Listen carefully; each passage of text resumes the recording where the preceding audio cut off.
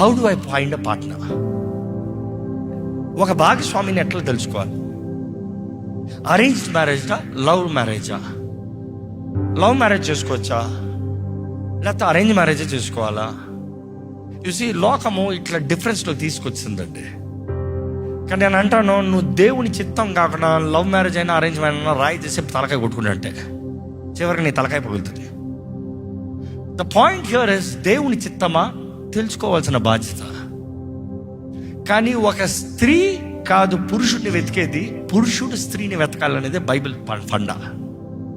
పురుషుడు బాధ్యత స్త్రీని వెతుకుతాం ఎప్పుడు? తన సిద్ధమైన తర్వాత. తన సిద్ధపడకుండా స్త్రీని వెతుకుతే వేస్ట్. నేను గర్ల్ ఫ్రెండ్ని పెట్టుకుంటానంటే వేస్ట్. నీ జీవితం అక్కడే బ్లాక్ అయిపోయింది. నీ గురి చేరాలి, గమ్యం చేరాలి, నువ్వు రావాల్సిన స్థాయికి రావాలి, నీలో ప్రిపరేషన్ కలగాలి. Now I'm ready to bear the next. నువ్వు మోస్తానికి సిద్ధం లేకుండా నేను వెళ్తానంటే మొత్తానికి నీ జీవితం మూసిపోతుంది. జాగ్రత్త. First come to a level where you are ready to get married. నేను ఎప్పుడు ఆ మాట చెప్తాను, ఎందుకంటే ఉదాహరణ చెప్తాం. నువ్వు ఒక 16 సంవత్సరాలకి ఒక అమ్మాయిని ఇష్టపడ్డావు.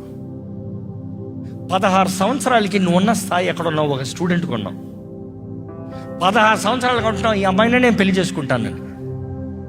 నీ జీవితం స్థిరపరచబడలే, నీలో నా వరం ఏంటో తెలుసుకోలే, దేవుడి చిత్తం ఏంటో గ్రహించలే, రక్షించబడలే, లోక మార్గంలో ఉన్నావు. కానీ ఈ అమ్మాయినే పెళ్లి చేసుకోవాలని పట్టుబట్టావు. నువ్వు ఉన్న స్థాయి నీ కుటుంబం నిన్ను పెంచిన స్థానంలో ఉంటుంది.